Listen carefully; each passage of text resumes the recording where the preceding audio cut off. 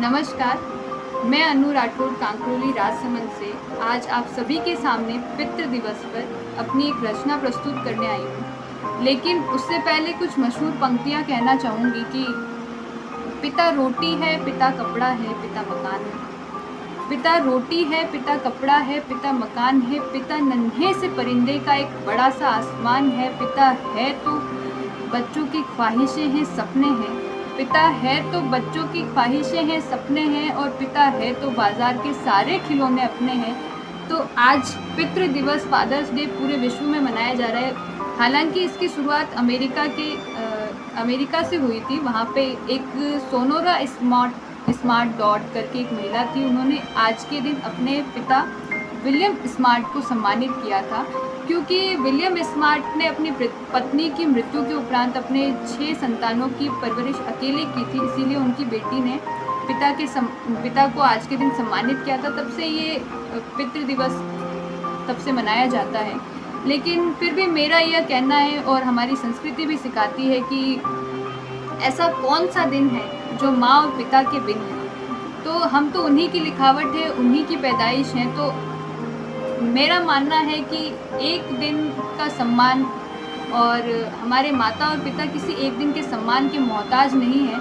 फिर भी सारे विश्व भर के पिता के सम्मान के लिए इस दिन को निश्चित किया गया है। तो उसी के उपलक्ष्य में मेरी एक रचना है।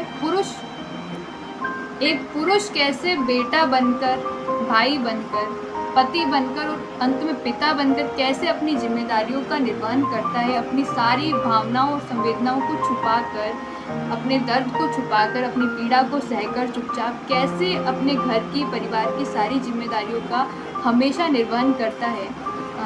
और इसका शीर्षक है पुरुष सहन शक्ति। जैसे नारी को शक्ति स्वरूपा माना गया, तो कहीं नारी को शक्ति स्वरूपा बनाते बनाते पुरुष वर्ग एक सहन शक्ति होता जा रहा है। उसी तो मेरी कुछ पंक्तियां हैं कि सुनिएगा। संवेदनाएं भावनाएं उसमें भी है और दुख उसे भी होता है। संवेदनाएं भावनाएं उसमें भी है और दुख उसे भी होता है। वो पलकों में ही छिपा लेता है आंसू सारे और मन ही मन रोता है। वो पलकों में ही छिपा लेता है आंसू सारे और मन ही मन रोता है। कह तो दिया जाता है बड़ी आसानी से, कह तो दिया जाता है बड़ी आसानी से कि मर्द को दर्द नहीं होता। यकीनन आहत वो भी है और दर्द उसे भी होता है। क्यों बचपन में गुड्डे गुड़िया छीनकर हाथों में उसकी बल्ला थमा लिया जाता है। हमने हमेशा देखा है कि एक बच्चा, एक लड़का खासकर, जब गिरता है, चलता है, खेलते वक्त अगर गिर जाता है तो हम उसे उठाते हैं, और अगर वो रोने लगता है तो हमेशा घर परिवारों में सिखाया जाता है कि शेर का बच्चा है, लड़कियों जैसे रोता क्यों है। तो हम तब से ही उसको संवेदनहीन बनाते हैं। कैसे बनाते हैं, सख्त कैसे कठोर कर रहे हैं, सुनिएगा।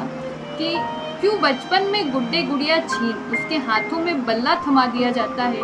लड़कियों जैसे रोते नहीं कहकर उसे इतना कठोर और सख्त बना दिया जाता है। मत शर्माना मत रोना, मत शर्माना मत रोना, किसी से डर मत जाना, हारना मत, झुकना मत कह कर उसको संवेदनहीनता का पाठ पढ़ा दिया जाता है।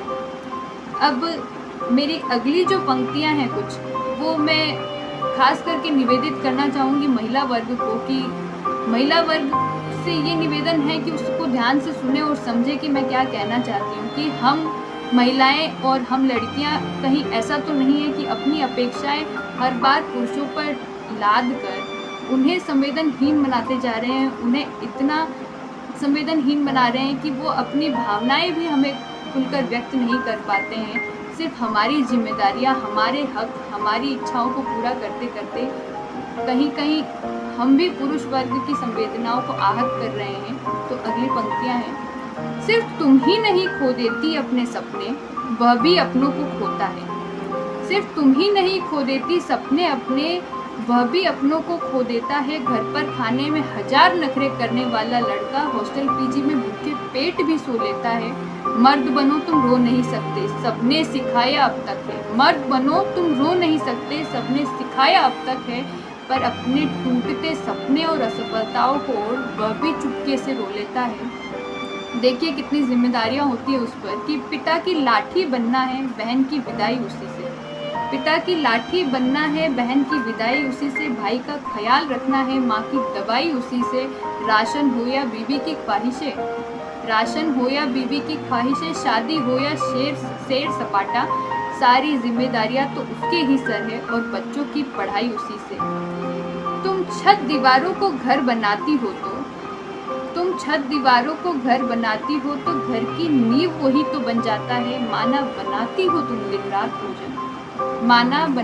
दिन रात भोजन, लेकिन रोटी भी तो वही कमाता है।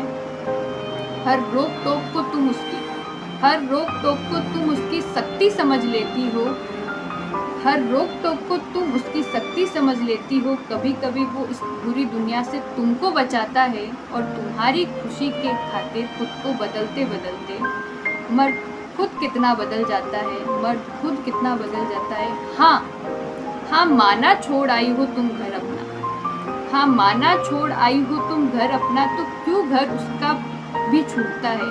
अब ये जो एकल परिवार व्यवस्था आजकल बहुत बढ़ती जा रही है उसके संदर्भ में है, और मर्द कितनी पीड़ा सहता है वो बताना चाह रही हूँ मैं कि हाँ माना छोड़ आई हो तुम घर अपना, तो क्यों घर परिवार उसका भी छूटता है।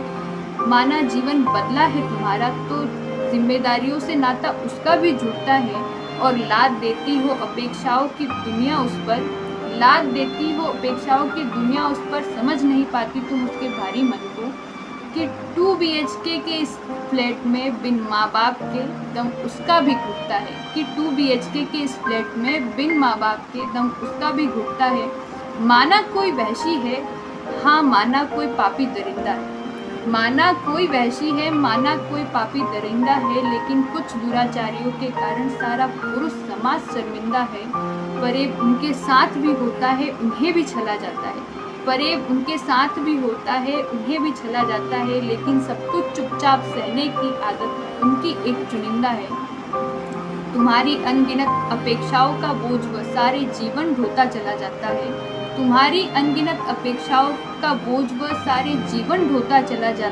तुम्हारा हक, तुम्हारी मंजिल, तुम्हारे सपने,